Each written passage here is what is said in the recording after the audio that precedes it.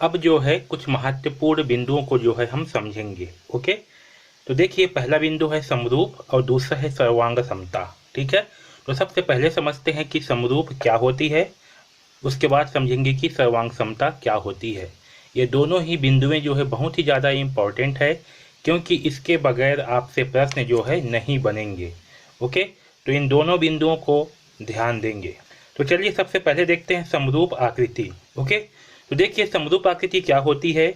यदि दो ज्यामितीय वस्तुओं का आकार, ठीक है, आकार को हम स्वरूप भी कहते हैं, समान हो तो उन्हें समरूप कहा जाता है। अब देखिए ये जो है समान कैसे होगा, तो देखिए यदि दूसरी आकृति की सभी लंबाइयों को समान अनुपात में घटाकर या बढ़ाकर पहली आकृति प्राप्त की जा सकती है तो ये दोनों आकृतियां परस्पर समरूप हैं।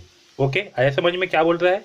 यहाँ पर बोल रहा है कि अगर दूसरी आकृति की सभी लंबाइयों को समान अनुपात में घटाकर या बढ़ाकर पहली आकृति प्राप्त की जा सकती है। ठीक है, अगर हम दूसरी आकृति को जो है एक निश्चित अनुपात में घटाएंगे या बढ़ा करके जो है हम पहली आकृति प्राप्त कर सकते हैं, तो क्या होगा, दोनों आकृतियां जो है परस्पर समरूप होंगी। जैसे कि देखिए यहाँ पास डीएफ क्या है, जस्ट इसका आधा है। ओके, ये जो है 8 सेंटीमीटर है, कितना है 4 सेंटीमीटर। डीएफ क्या है, जस्ट इसका आधा है। ये डी क्या है, जस्ट इसका आधा है। वैसे ये 6 है तो ये कितना है, 3 है, किसका है, ये जो है इसका आधा है। ठीक है, तो अगर हम ये जो दूसरी आकृति है, ठीक है, इस दूसरी आकृति में हम क्या करेंगे, अगर हम जो है 2 का गुणा करेंगे यानी कि दुगुना करेंगे, तब ये आकृति जो है इस आकृति के बराबर हो जाएगी। ओके, आया समझ में। तो अगर हम क्या कर रहे हैं, इसमें जो है एक निश्चित अनुपात में हम क्या कर रहे हैं, इसको बढ़ा रहे हैं, इसको हम दोगुना कर रहे हैं। आया समझ में। तो ये जो आकृति है, दूसरी आकृति है, क्या होगी, पहली आकृति के बराबर हो जाएगी, यानी कि ये दोनों आकृतियां क्या होंगी, आपस में समरूप होंगी। ठीक है, तो याद रखना समरूप आकृतियां वे आकृतियां होती है जिनमें क्या होंगी, जिनकी लंबाई जो है उसमें एक निश्चित अनुपात में छोटे या बड़े होंगी। आया समझ में।